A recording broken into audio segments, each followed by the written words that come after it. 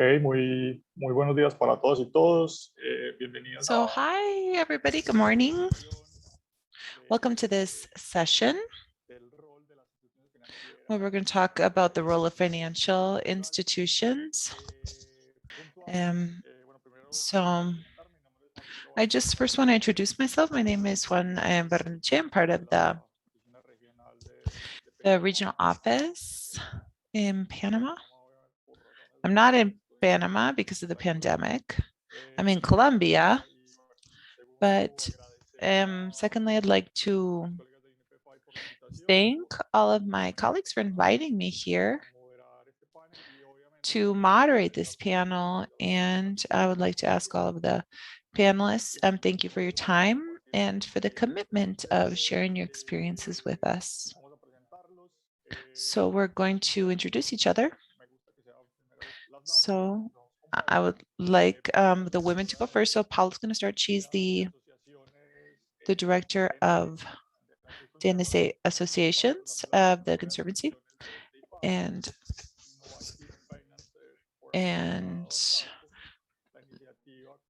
the initiative that was convened by the Rainforest Alliance and the World Forum. And she's also been working on these issues. She's a specialist and she works with the international organization, and she has a lot of experience on these kind of issues. And she also has worked with the University of Stanford in California in the United States. And she has a lot of experience on these issues. We also have Jose Bugas, Jose Bugas is responsible and partner. He's also in the JP Credit. He also works in Brazil. He's got more than 15 years of experience in different areas. He's a researcher of political science and studies of the future, and is a member of sustainable development. So welcome, Jose. Also welcome, Paula. We also have Antonio Wells. He's from the Ecological Business Fund. He's an administrator and he works in development, and he has experience in lots of things related to impact and climate change and strengthening sustainable chains.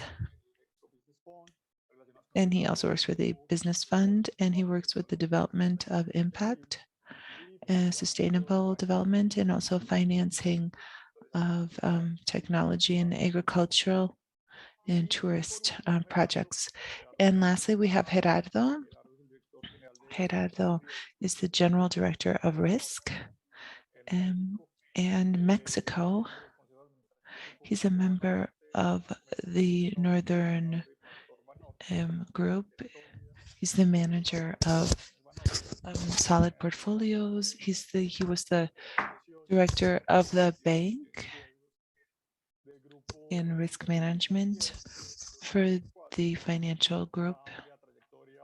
He's worked for many, many years in the Mexican financial sector and has also worked in academics as a professor.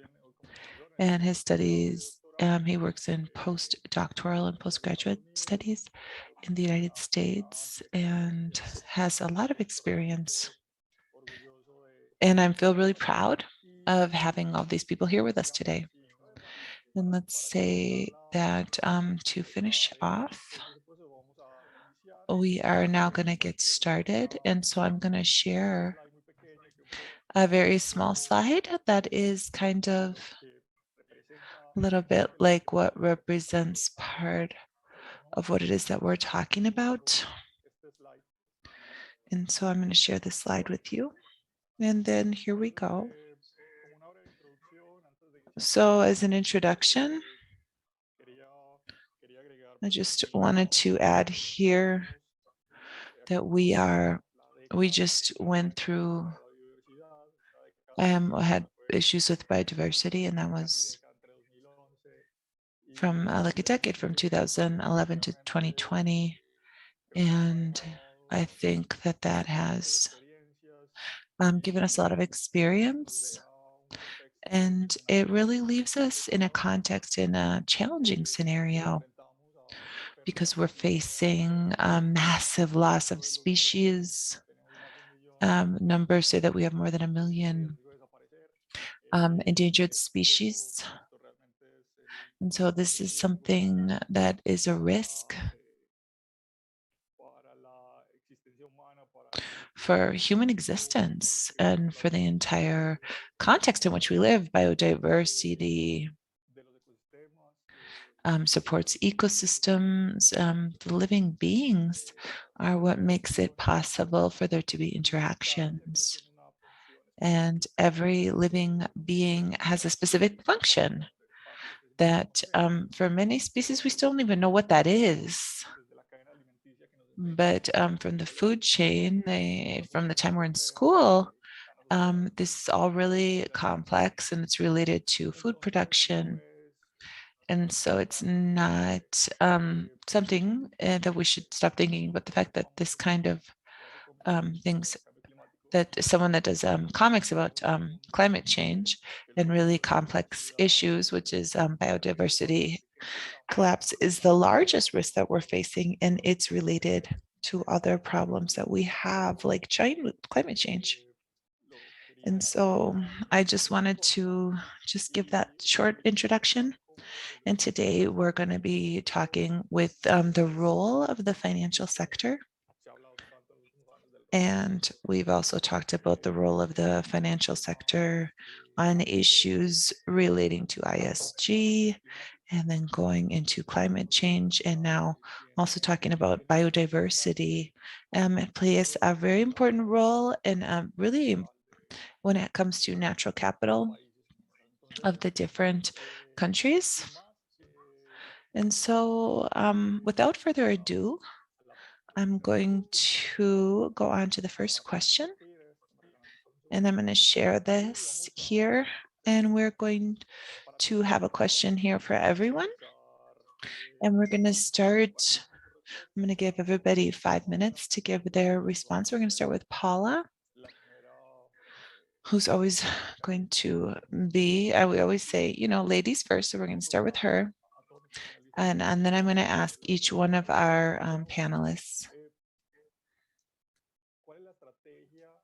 what is the strategy that in the organization that you represent that is used to integrate nature when we talk about nature as natural capital and biodiversity in the financial system? And so how is that related to the financial system? And you work in organizations. But the basic question is, what is the strategy and how does your organization work to integrate natural capital and biodiversity into the core financial services? And so that's the question for Paula. How do you interpret that connection? So Paula, go ahead, and then we'll continue with the other panelists. Thank you very much, Juan, and good afternoon to everyone. So, how is this? It's a little different from the other speakers here today. So I want to tell you a little bit about the context, what it is that we're doing exactly to be able to contribute to, as a financial sector, to make that sort of integration with biodiversity and the financial system. And so I think that, a really important thing that's important to point out is something that we've been working on over the last couple of years, which is this is really key, deforestation, and so is a loss of biodiversity and also climate change. And so we've already seen that this deforestation is responsible for 15% of losses that we have. And so agriculture, and that's really where a lot of our emissions come from. And so what we also find is that for us to be able to meet the Paris Agreement and also to stop biodiversity losses by 2030, the only way that we're going to be able to do that is by stopping the deforestation. That's the only way that it's going to happen to meet those targets. which are, really important and really urgent for us, which we saw, and so on the other hand, like Juan mentioned, is that we also have this issue where we have food security that's really important here in our society, that over the next decade, we are going to have to make a transition of our productive systems. And so this transition into sustainable agriculture is both urgent and necessary. So I'm talking about, all these different issues at the same time, food security, everything. But the financial sector help out in that? And so for like 5 years, we've been working on these issues on two fronts. And so the first front has been creating business crazes, which are success stories where we can see how producers working with sustainable agricultural practices, intensification of agriculture and other systems, expanding in degraded areas. And so how those business models are working, and so we don't have to really make a conversion. And so apart from that, is that over the last course of the years, that's also we've helped make financial mechanisms and providing advising to create a long-term strategy to be able to make long-term strategies to help out in these degraded areas. And so I'm going to talk about that a little bit more. And in that experience, both on the good side and the bad side, we've seen a lot of things that have happened over the last 5 years. And so that has led to this new initiative, which is the one that I'm leading, which is called IFEC, which is a difficult name, but it's Innovative Finance for Amazon in Chaco. And so basically this initiative, this is to create a network of participants from the financial sector that want to create financial mechanisms to be able to catalyze sustainable farming in the Amazon biome. And so practically what are we doing to help there? What we're asking is for you guys to create the financial mechanisms. And if you create them, then we're going to help you to expand. If you still haven't created them, we're going to help to design a mechanism, to structure a mechanism. And so we're asking for a commitment so that you can make those mechanisms. And then on our side, with the experience that we have that's been created over the last 5 years of this working specifically, not only in this area, but in many other areas, with Tropical Forest Alliance, what we're going to be able to do is to be able to help with mentorship, structuring of different mechanisms, providing support in environmental frameworks, monitoring indicators, links to the main actors that are also trying to create these mechanisms, and the different lessons learned, what worked, what didn't work.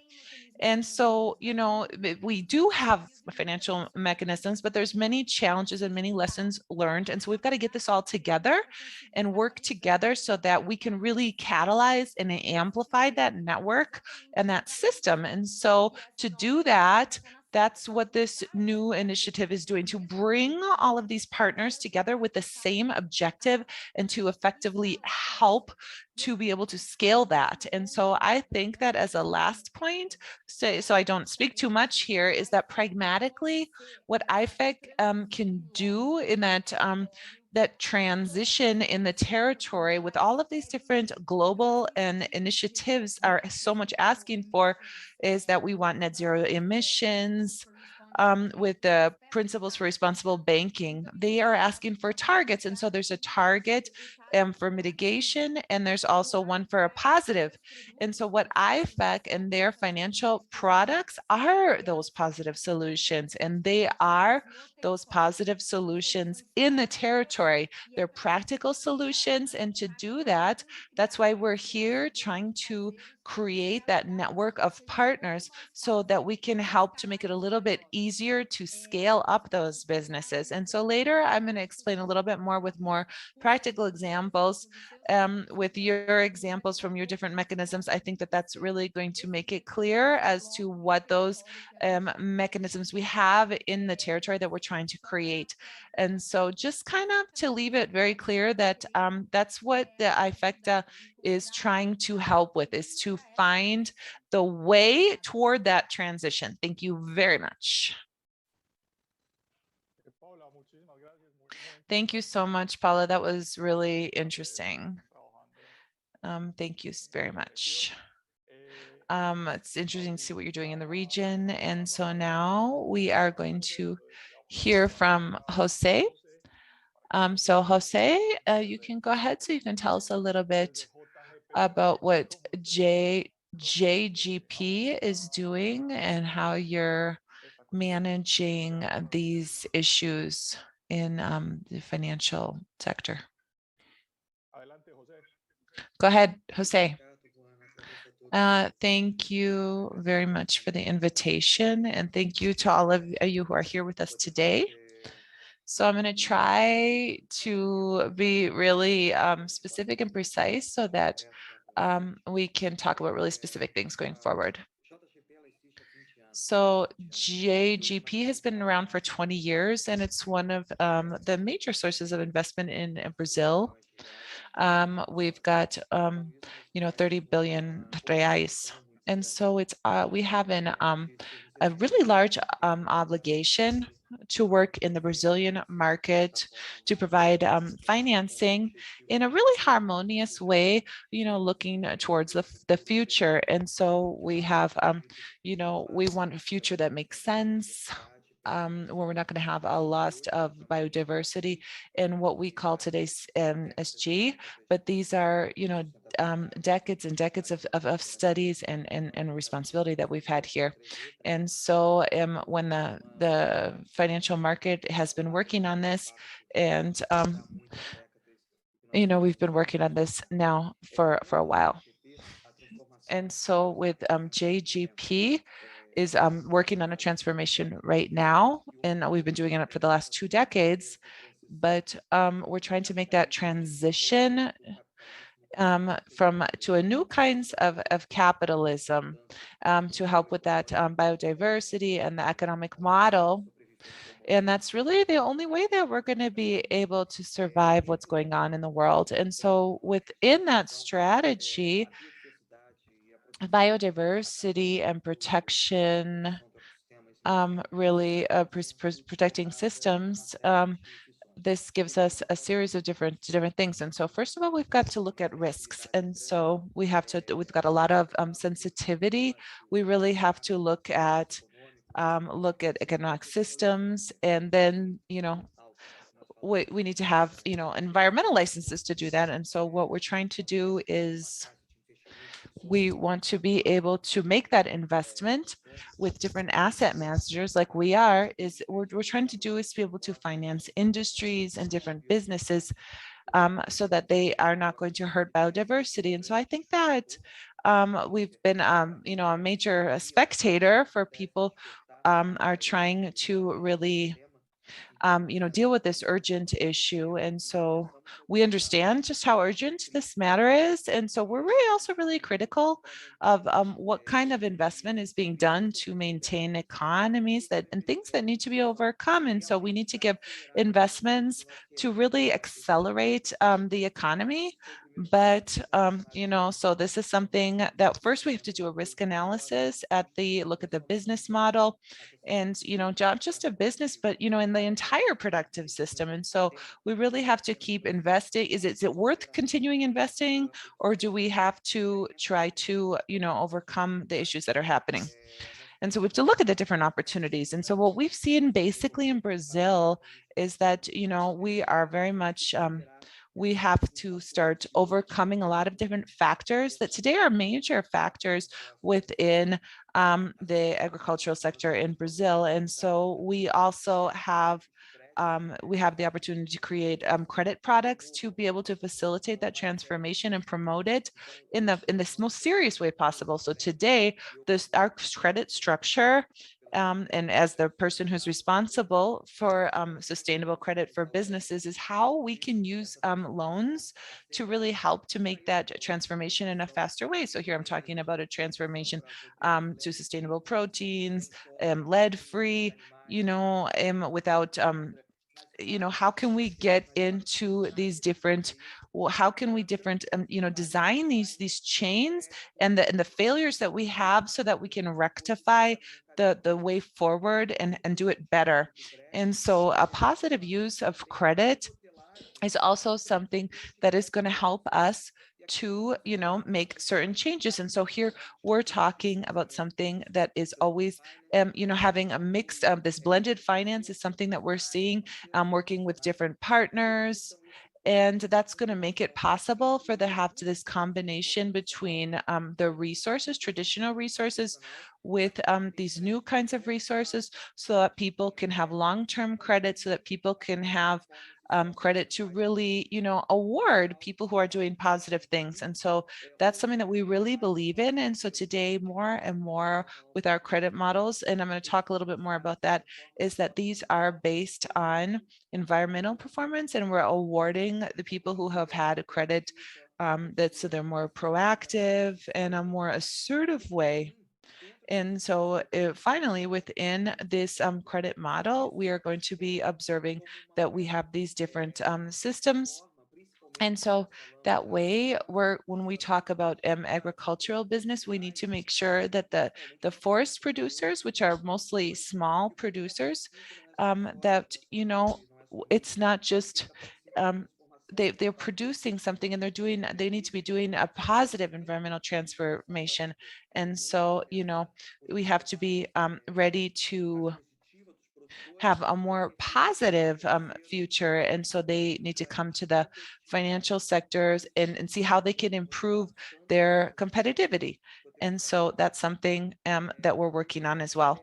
And so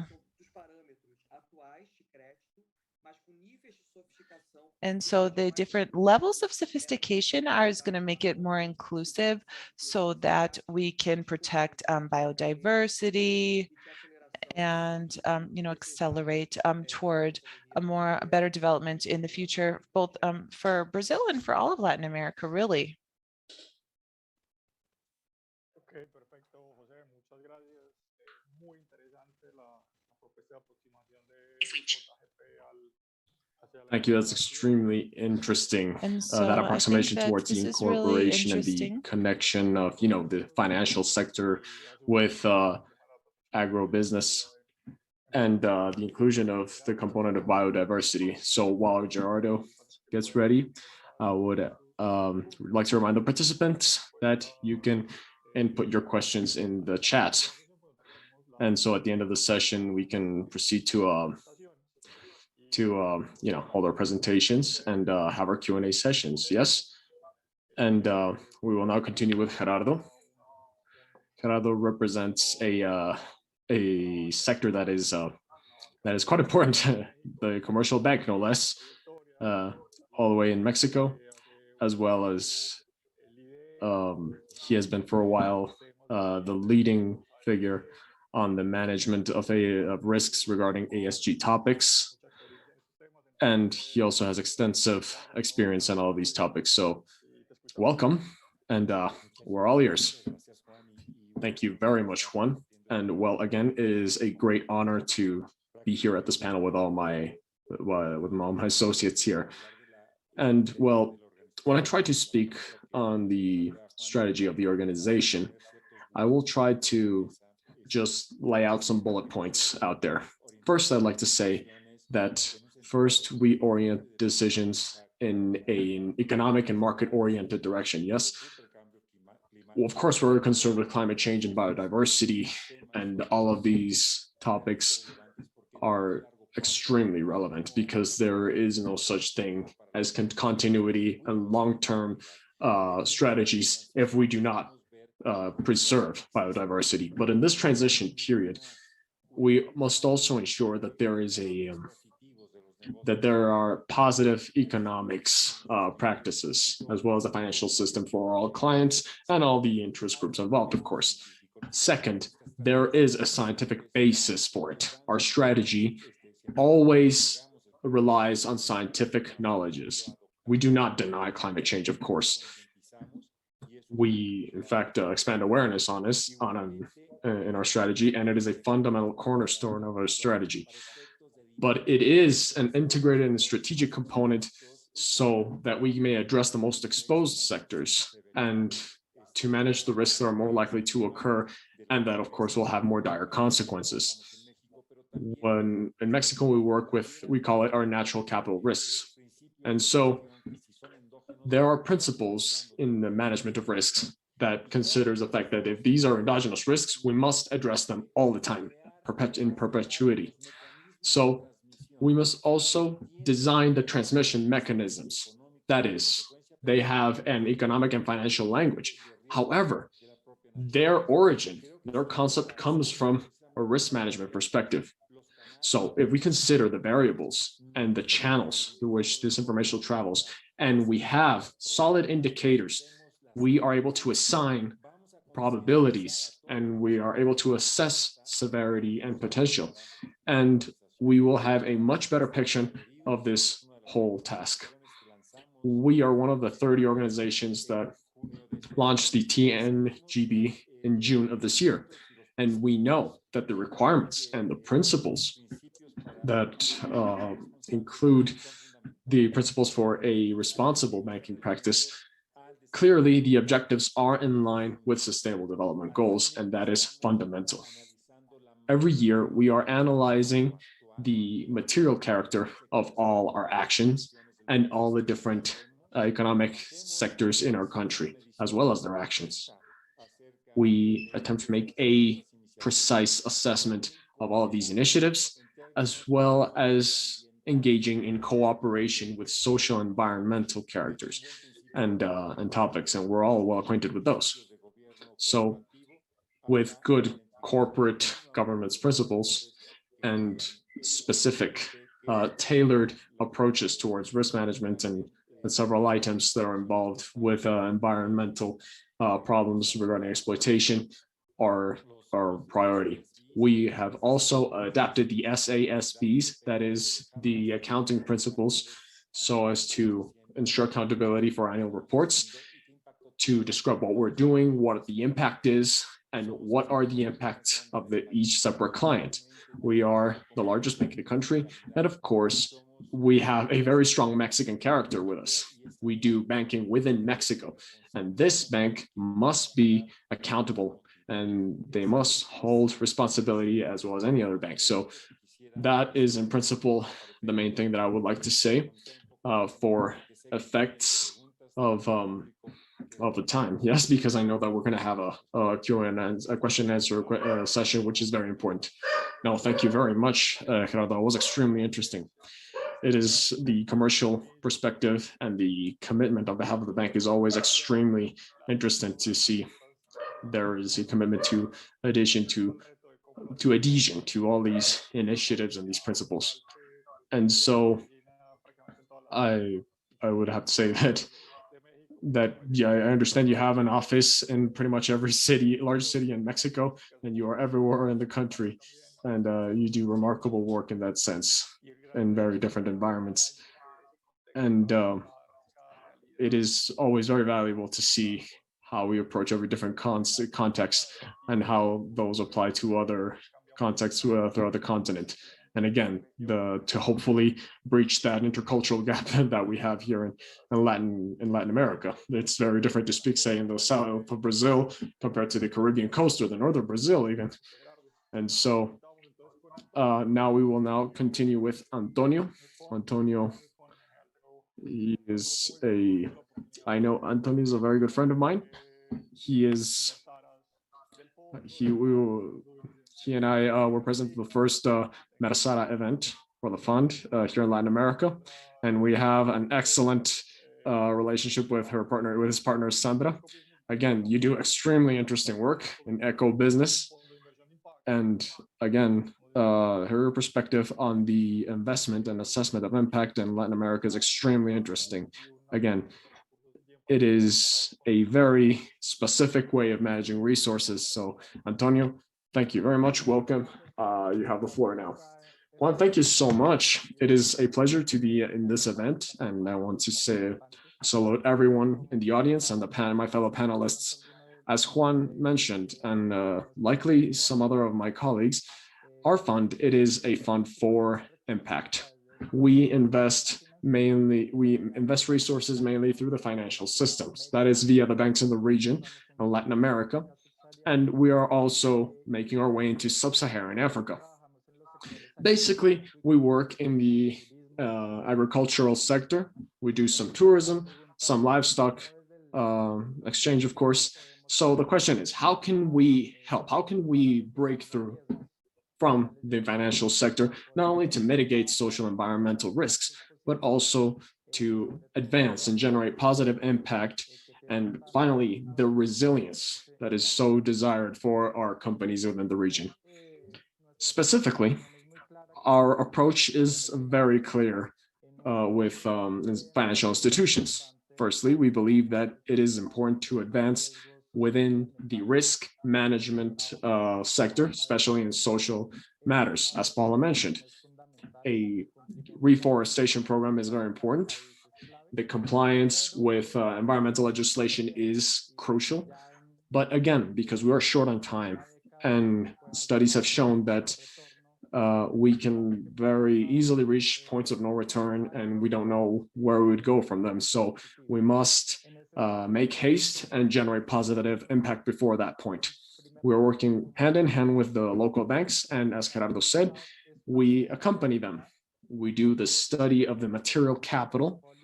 We look at our portfolio, how we can aid in their finances, what those clients are able to generate as an impact, how we can help them to mitigate, and how we can help them to contribute and preserve biodiversity. We also work hand in hand with the principles of responsible and accountable banking. Currently, we are carrying out several workshops so as to better complement these processes and in the framework of the impact. And we also must say that, look, the resources that are given to us, how can they become materialized? So in that sense, we would have two lines of work. The first is that we support the clients of the banks who are implementing sustainability standards. You know them as ASCC, fair trade principles, and others. These are practical tools that aid to incorporate criteria so as to protect biodiversity. But also we promote the development of green credit lines. That is the financing of several different practices, technology, equipment that may better contribute to the development of sustainable resources. For example, in El Salvador, if the coffee farmers wish to renew their infrastructure, renew their practices, just to make it more sustainable, they can do it in that way. These are very interesting ideas that can advance fairly easily, and it is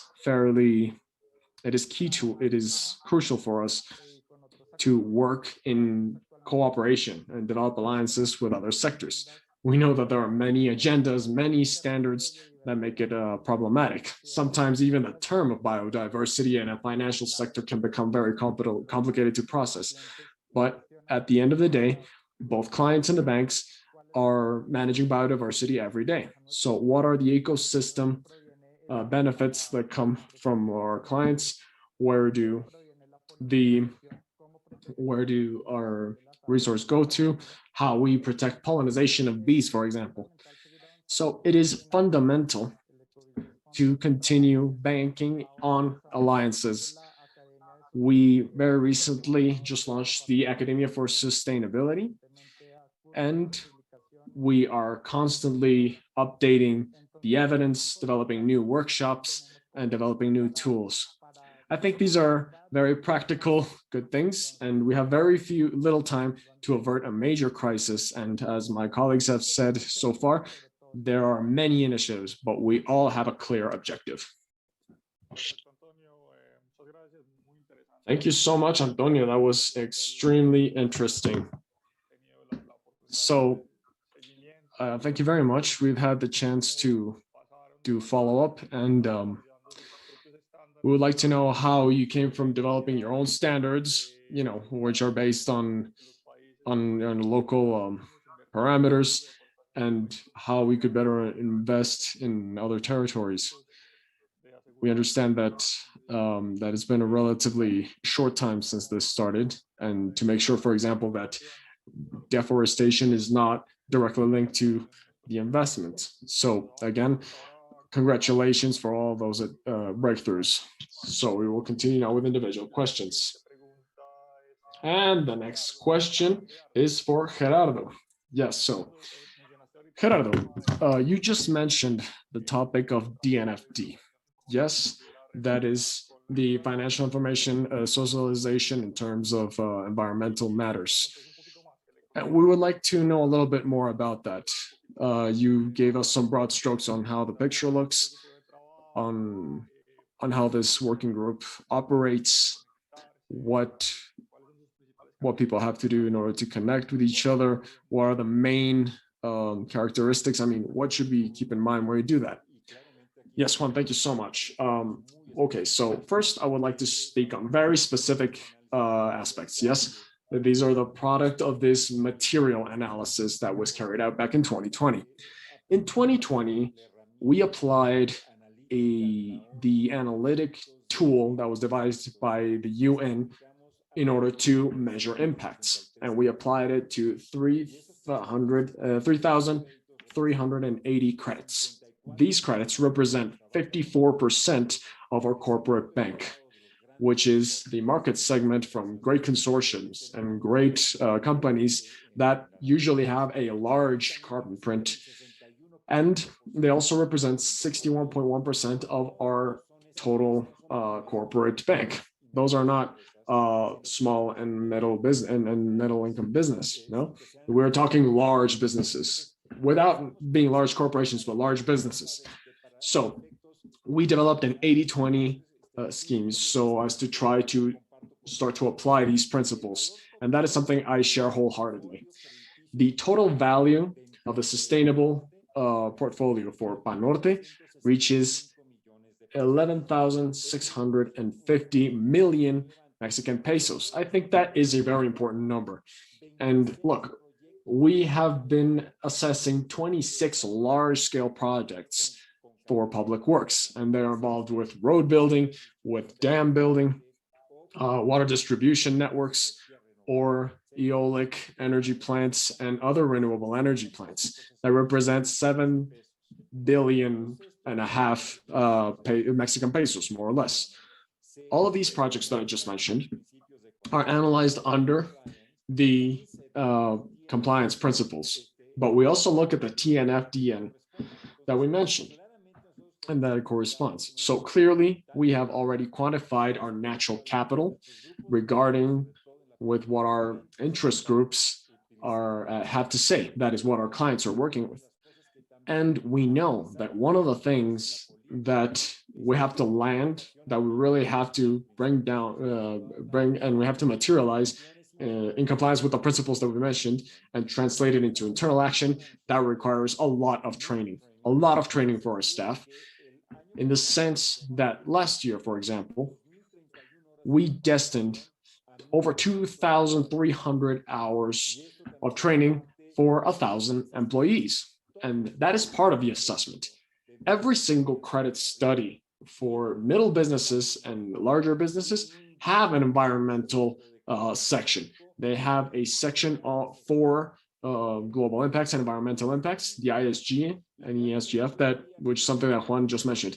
And I would have to say that the awareness level in Mexico continues to grow in businesses that have risen. And I'm not talking just Northern Mexico, but the whole country. 60% of the councils and the directive boards from Mexican businesses that were registered or not in the stock market, they show an increased awareness of what these topics will mean in a planning horizon of 6 years. So the next 6 years are absolutely crucial. And I believe that this is a curve that I believe this is happening in other countries as well, that is growing, that it is exponential in growth, not logarithmic, it is exponential in growth. I think the future will come in very quickly, and that the actions that we may take today are even more important when we compare it to 1 year ago or two. Gerardo, thank you so much. That was excellent. From my own experience working in banking and in the financial sector, we really understand the efforts. And as we said, Banorte, for example, the larger the bank, it becomes a lot more complex and a lot more complicated. And there's so many things that we must consider. So I believe that the effort and well, finally, the challenge really is about reaching that level of detail and becoming precise in the actions. You mentioned that when you're making specific operation, there is so much work behind that. You need so many resources, so much teamwork, so much staff behind that. So you have my deepest respect in that sense. And one would always hope that this really redirects the actions of the banking sector to improve actions as a whole. So I would only like to say that, look, it is wonderful to see this excellent commitment. And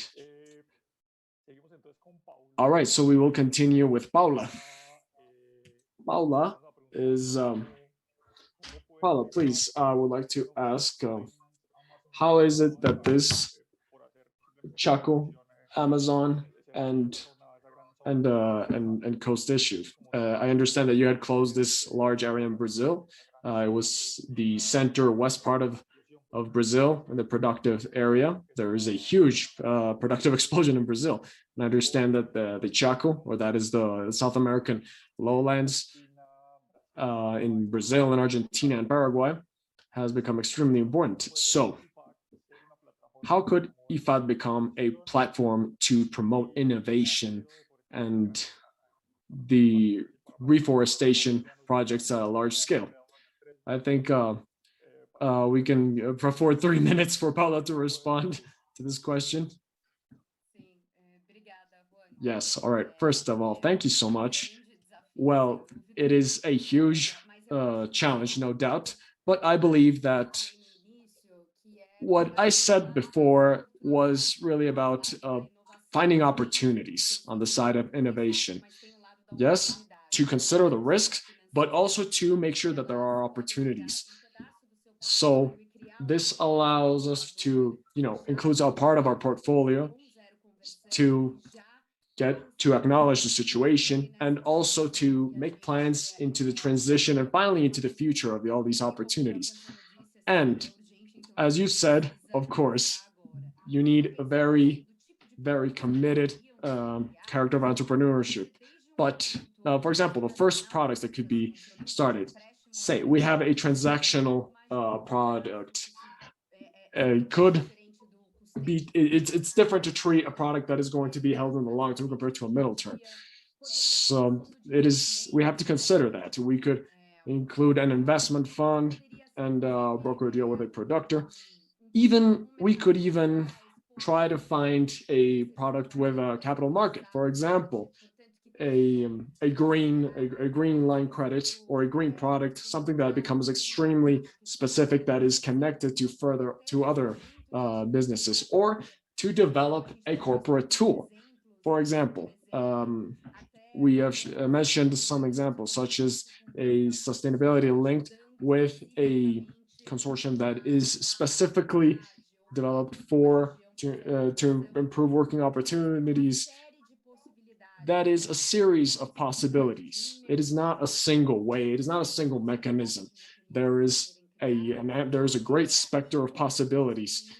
And as Vinicius said before, that is a business model that allows us to see that there are other business model options. And as it was mentioned before, there is also a possibility to provide ecosystem services that can become measurable in the long term and that can also satisfy our training needs. So all of that are tools that will be useful in the future, and it will also help us to harness this opportunity. I know that I don't have much time, and so I think I've put out my bullet points really quickly, but if you want to know more details, please do not hesitate to write to me via email to discuss how we can approach the subject and how I develop my indicators, for example, that become measurable and that have material impact. There are guidelines for environmental behaviors with minimum standards that'll prepare us for pre-operational stages and allow for execution and monitoring as well. So there are many ways in which we can identify these challenges, because again, I come from the financial sector as well, and I understand perfectly that these are huge challenges, that this is not easy at all. And it is a great challenge. So again, we can help in many ways in that sense. Thank you so much. All right, Paula, thank you so much. I will not be commenting on your presentation because I'm getting my ears pulled right now because we are out of time. I guess that's my fault. Sorry, because I had to manage those presentations. I apologize for that. But we will go now to Jose, a very specific question for Jose. And that is, Jose, how can we create value for our clients? How can we integrate nature into our strategy? That is, how can we do that? How can we integrate all of these components into the, into the provision of services for nature? You have 2 minutes. Thank you so much. Okay, so I'll try to do that in 1.5 minutes. So I think we have a very large responsibility of when we consider what exactly is it that we're doing when we're developing projects. So first, I believe that the growth must be very well regulated, right? And if we want to make it a positive impact, we have to develop frameworks for the business sector that allow for that become malleable and become flexible to be able to adopt any initiative that may come to us. So first of all, we need that framework in order to process all the initiatives. And after that, find how we can provide for the resources needed to carry those out. When we want to consider biodiversity and natural rehabilitation, it is important to think, how can we do this? How can we start a small economy and translate it into a sustainable economy that remains green? So we must understand that the business model must be connected and must integrate that transition into its own business model. And so that way we can preserve a chain of production and thus add value in that chain of production. The idea is to develop a self-regenerating economy, and that is also easily assessed and finally transparent. So as, for example, Paula mentioned, that would be a very important thing when we do projects in the Chaco, in the lowlands. So we have to look at the potential upsides and try to find value not only from production, but also from the possibility of breaching all those gaps and finally reaching a balance. So in that way, we can develop a prospective timeline and find opportunities in which we can add further value. And again, the priority should not be the growth, but to have a very good development of a business, good producers, good assessment processes. And I must say that if we find that common interest and we find a common ground between the production of value, a regenerative economy, we can do a lot of progress. So thank you so much. 1.5 minutes, I think it was. Yes, I think that you did about 5, but that's okay. Again, it's my own fault. Don't bear that responsibility. You are the guests, please. So you can dispose of the time as you wish. Thank you very much. That is a very interesting perspective. I believe that holds a very direct connection with the profitability and with the profitability component and the business models. And now I think we have our friend Antonio once again. He has the final question, and of course it's the hardest one. So Antonio, what kind of measurements of metrics do you think we should adopt to supervise or to assess breakthroughs or advances in adaptation or in connections of the roadside project and the natural capital and biodiversity? All right, sure, no problem.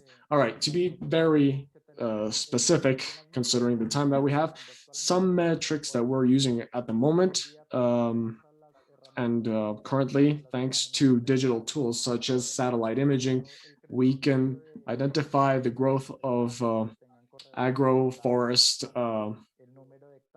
farms, for example, the number of or the surface area dedicated to this kind of activity. And we also see what number of our operations are not using antibiotics, because these are extremely harmful for biodiversity. For example, we can look at our finance projects and we can examine what is the yield of each of our products. It's not the same to talk about palm oil compared to coffee, for example. And all of these indicators can be fairly easily identified. And again, academia is very important because they are the ones that develop the proxy markers. And finally, those are included into the portfolio. Of course, every country has its own reality, so we have to fine-tune our metrics, but it is possible to develop development markers for that purpose. And of course, financial institutions must cooperate in the issue of communication transparency so as to further evaluate how we can proceed. All right, Antonio, thank you very much. That was a very concrete answer. Thank you very much. I think it is important to consider the context as well, as you said. And now to close our meeting, I think you have done a wonderful job by answering the questions of our Q&A sessions. And I think we did quite well, almost 100 people, even at some point, even over that. So thank you very much for your time. And we will be sure to write some of the most important ideas and make sure to develop some take-home messages. For example, the concept Paula mentioned, the business opportunity, and Jose showed examples of how these can become materialized. Gerardo showed us the corporate perspective, which is extremely important. And as you know, I don't think we did so bad last time when we talked about the loss of species and the reforestation topic. And again, this decade has to be oriented towards reforestation more than anything else. So I will now ask that in 30 seconds, you leave a very quick idea of what would be your starting point from your own perspective, that is. And that could be, very basic idea. What should be the first step, the first building block to achieve this purpose, to ensure that we can stop this, before we reach total collapse, as we showed you when we showed you the collapse due to the collapse of biodiversity.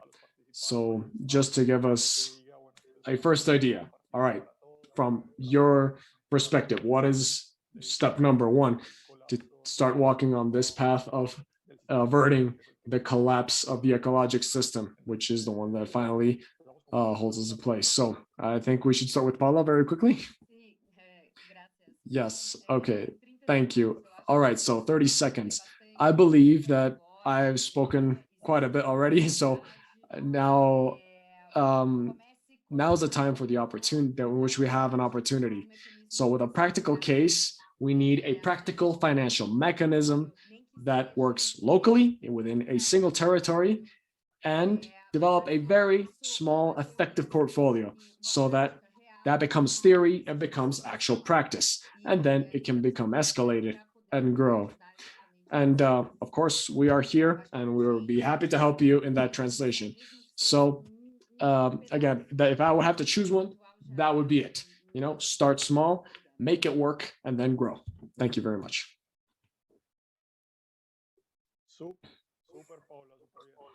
Thank you very much, Paula. Thank you very much for your 30 seconds. That was great. Let's go with Jose.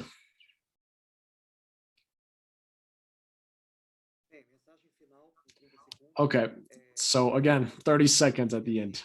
Again, the financial sector has to face these transitions. Not all businesses will be able to do this, and not all of them can do them on their own. And that is not their fault. That is just the product, the reality of our times. We believe that we have no more time for that. We have to act, we have to be pragmatic, and we have to understand the defects of capitalism and address them in the end. But we have to do that humanely. We have to consider the human character. And finally, this is, again, something that we have very little time to do. And the time to fix those errors is pretty much past. We have to be pragmatic. We have to be very wise in our choices. And we cannot make this personal. There are things that must be done, and we just have to comply with that. That is my final message. All right, Jose, thank you very much. That's a wonderful message. Now we go with our countryman, with my own countryman, Antonio Wills. What is your message? Well, my final message is very quick. Number one, we have to recall that, look, waves will keep coming.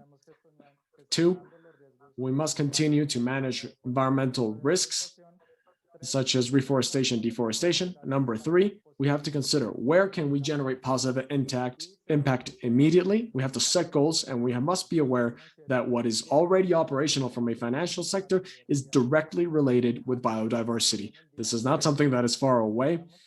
And we must know very well the businesses that we're financing, and that is how we can finally convey and stress an impact. All right, thank you very much. Now, the great challenge of the closing is Gerardo's job to close with our session in representation of all the panelists. So sorry, Gerardo, but it's up to you to close this up. So I just want to thank you very much. And Gerardo, please, the floor is yours. Yes, thank you very much, Juan, and thank you very much to everyone present. I would have to say three things. Look, there is no duality. There are no bubbles. There is no future. I just want to make this really clear. There is no reality because we cannot deal with these topics separately. We can't look at the loss and the fragmentation of biodiversity as a separate thing from business. There is no bubble. I can say that in Mexico is one of the 12 countries that has been qualified as mega diverse. Yes, but we all live in a single bubble, and that is planet Earth. We cannot say that we have a little bubble in Colombia, in Brazil, or in Panama, or in Mexico. In truth, it is a single bubble, and there are mechanisms that connect and interrelate all of us. And third, there is no future if we don't address this problem. If we do not address this issue, there is no future, and we won't have a future. And of course, a lot less. That applies to the following generations as well. I think we have reached the tipping point, and we are forced to act quickly and very intelligently. Yes, I agree, absolutely. That is an excellent closure for the panel. So again, I thank you very dearly for your time. Thank you for being here and for your comments. Again, that was wonderful. And I want to thank all of the attendees, everyone in the audience, for staying. And I hope you can stay and see the presentations. I will see you next time. Have a great day. See ya. Bye.